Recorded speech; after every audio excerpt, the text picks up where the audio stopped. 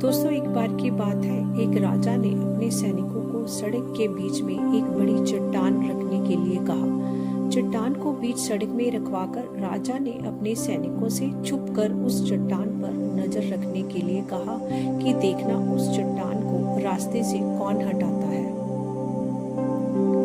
लोग उस जगह पर आते रहे और जाते रहे, लेकिन किसी ने भी उस चट्टान को रास्ते से हटाने की कोशिश नहीं की।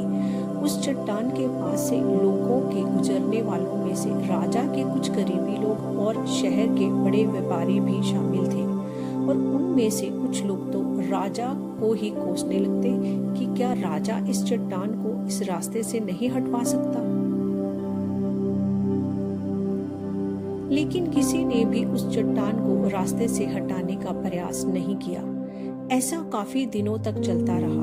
एक दिन एक किसान अपनी सब्जियों के साथ उधर से गुजर रहा था। उसने चट्टान को रास्ते में पड़े देखा और सोचा कि सबको इस चट्टान की वजह से कितनी तकलीफ हो रही है। उसने अपनी मजबूत लाठी से उस चट्टान को एक तरफ धकेलने की कोशिश शुरू कर दी।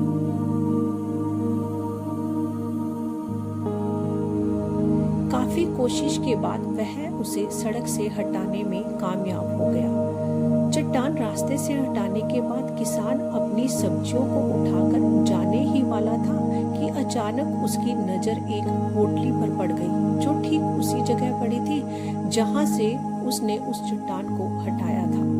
उसने उस पोटली को खोलकर देखा तो उसमें से सोने के कई सिक्के थे, और उन सिक्कों के साथ राजा का एक संदेश भी था, जिसमें लिखा था कि ये सोने के सिक्के उनके लिए हैं जो इस चट्टान को रास्ते से हटाएगा। तो दोस्तों, बिल्कुल ठीक इसी तरह से हम सबकी लाइफ में भी कई परेशानियां आती हैं। कुछ लोग उन परेशानियों से बचकर निकल जाते हैं और कुछ अपना रास्ता बदल देते हैं, और चंद लोग ये ठान लेते हैं कि उन परेशानियों का हल निकाल लेने की, और ऐसे ही लोग मुश्किलों से संभावनाएं और संभावनाओं से छिपे अवसर खोज ही लेते हैं।